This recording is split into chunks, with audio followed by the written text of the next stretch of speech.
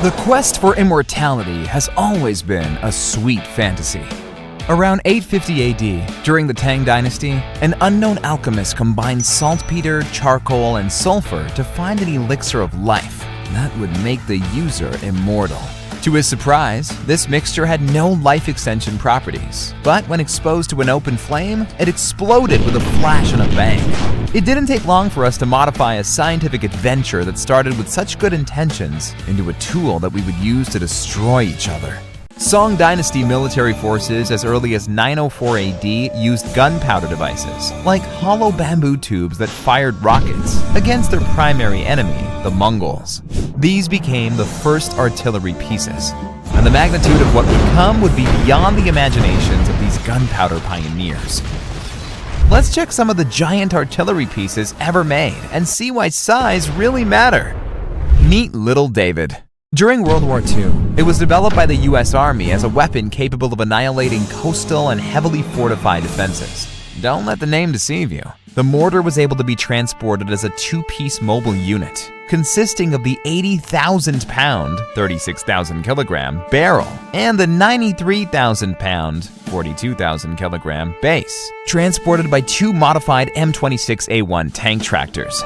In addition to the two main loads, the Little David unit also included a bulldozer and crane with a bucket to dig the emplacement for the mortar's base. It took 12 hours to make the gun ready to fire. This gun is considered, along with the British Mallet's mortar, to be the largest caliber gun ever made, as it had a 36-inch, 914mm caliber mortar and could fire 3,650-pound shells through a 22-foot muzzle at a distance of 6 miles. If we measure gun size by caliber, the 20-foot-long, 39-ton Russian Tsar cannon is certainly worth mentioning.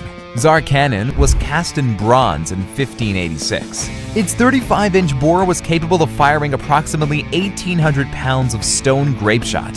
When talking about big guns, you'll notice that Germans have a great track record in this area. This is one such example of their love for giant artillery pieces. The Paris gun was a German long-range siege gun that was used to bombard Paris during World War I. These models were the largest pieces of artillery used during the war in terms of barrel length and are considered super guns. This gun had a 111.5 feet, 34-meter long barrel. The Paris gun could fire a 234-pound shell at a range of 81 miles. It was crewed by 80 people, and its projectile was the first human-made object to reach the stratosphere. The Germans wanted to shell France so badly. In less than 2 decades, they built new giants. Schwerer Gustav was built in the 1930s to attack France's Maginot Line on Germany's western border. This 155-foot-long, 1,350-ton gun had a range of about 25 miles with a 15,700-pound artillery shell. It had a 106-foot-long barrel and a crew of 250 people to serve it. The 800mm Schwerer Gustav also holds the distinction of being the largest caliber gun with a rifled barrel in history. In terms of overall and projectile weight, the Schwerer Gustav and its sister gun Dora were the two largest artillery pieces ever built, while their 800mm rounds were the largest ever fired in combat. In March 1988, he awarded a $25 million contract to engineer and ballistics expert Gerard Bull to build 2 full-size Project Babylon 1,000mm super guns and one Baby Babylon 350mm prototype. The Project Babylon gun would have a 511-foot, 156 meters long barrel with a 3.2-foot, 1-meter bore. This weapon was never completed because Bull was assassinated and the First Gulf War began.